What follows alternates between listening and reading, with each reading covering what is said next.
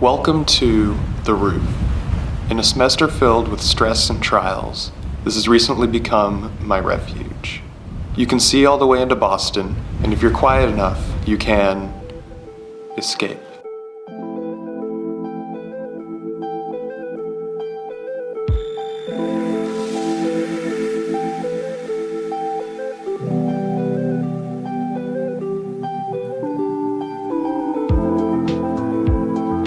As I look back on this last semester, I'm tempted to call it a failure, or at least disappointing.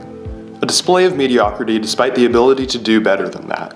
Over Thanksgiving break, I thought back over the semester and realized that I hadn't really progressed much over the previous few months.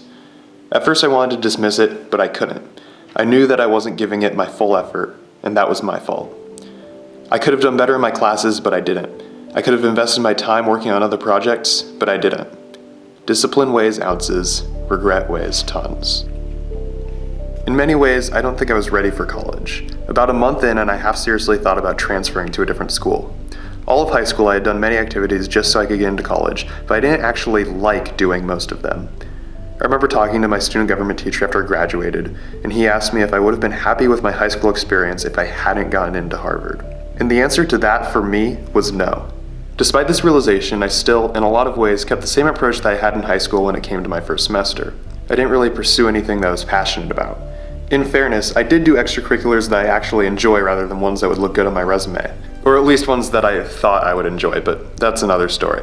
I just feel like I didn't do anything meaningful when I could have. As an aside, another thing about college is that I realized how much I relied on parental guidance to stay driven.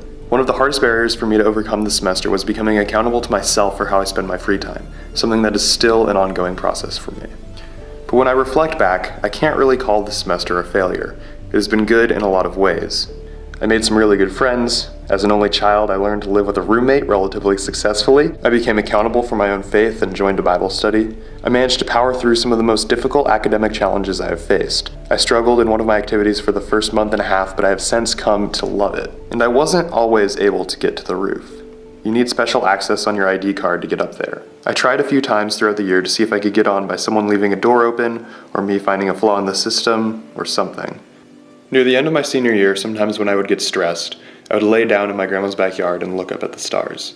I wanted a place like that here, too. That's why I tried to get up there. Eventually, I was talking to a friend and she mentioned a way to get up there. You have to go through one of the stairwells and then make your way across a ledge overhanging the stairs. After that, you find yourself standing in front of an unlocked door.